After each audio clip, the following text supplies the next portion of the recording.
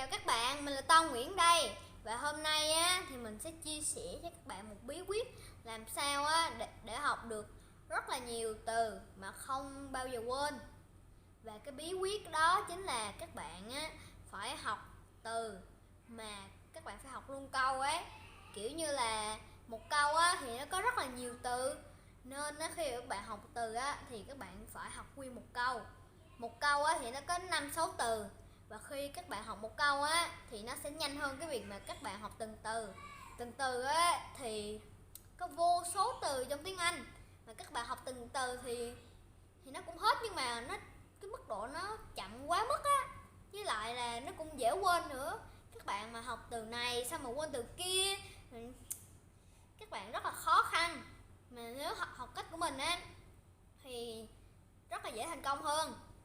Giống như nè, ví dụ mình học từ the house thì mình có thể thêm một câu là the house is blue, the house is yellow, là các bạn vừa học được cái từ a house và các bạn học được cái từ blue, với lại các bạn cũng học được ngữ pháp nữa, ngữ pháp luôn. Vậy là nó tiện cả 3 đường luôn. Vậy nên là các bạn có thể chinh phục được tiếng Anh dễ hơn. Và bây giờ á thì mình cùng với các bạn sẽ học tiếng Anh bằng cái con đường mà mẹ mình đi chợ, và mình sẽ dựa những hình ảnh đó mình sẽ học được nhiều câu. Và khi các bạn nhìn hình ảnh đó thì bạn sẽ liên tưởng đến video của mình, và các bạn sẽ nhớ cái từ đó lâu hơn nữa. Mình sẽ bắt đầu nhé. Cái từ mình đầu tiên là con đường, a road. A road thì có từ là con đường hẹp, narrow path, và con đường rộng là big road. Và mình sẽ học một cái câu nè là narrow path is empty, có nghĩa là con đường nhỏ á, thì nó là rất vắng vẻ.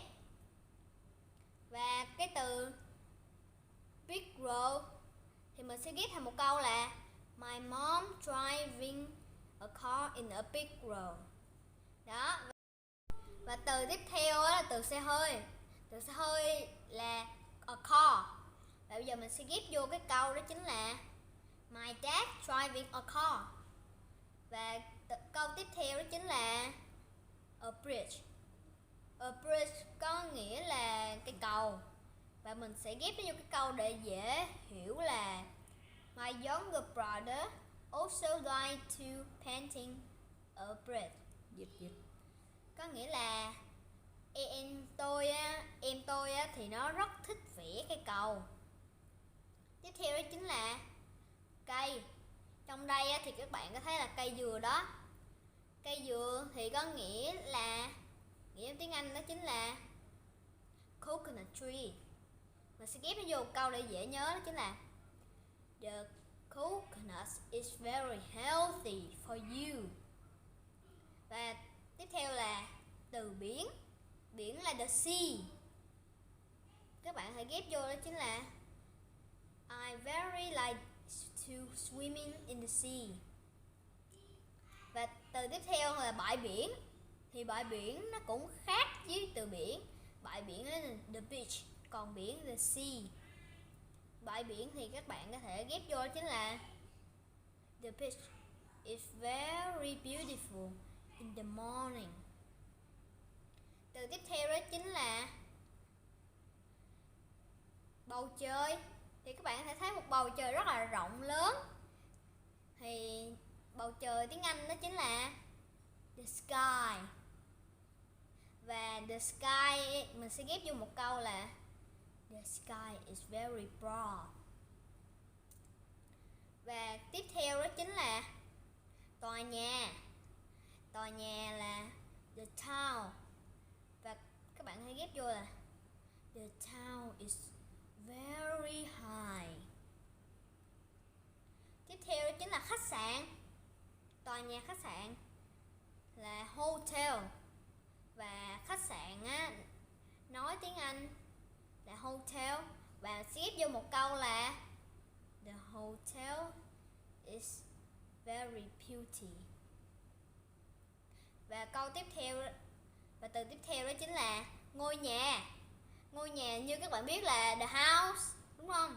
Và bây giờ mình sẽ ghép vô một từ để các bạn có thể dễ nhớ đó chính là the house is blue.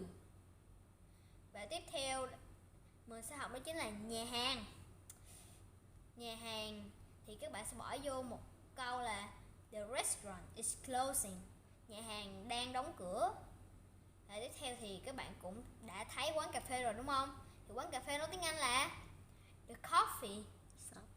The coffee shop. The coffee shop. Nói, bỏ vô một câu đó chính là the coffee shop are closing too. Là the coffee á thì nó cũng đã đóng cửa luôn rồi. Và thì như các bạn biết, nó mới có một cái đoạn đường đi chợ thôi mà nó đã nhiều từ đến như vậy rồi. Thì chắc các bạn nghĩ là từ tiếng Anh thì chắc nó phải nhiều ghê lắm đúng không các bạn? Và bây giờ mình sẽ hát cho các bạn một câu để các bạn có biết cái nghĩa của nó là gì không? Bây giờ mình sẽ hát nha.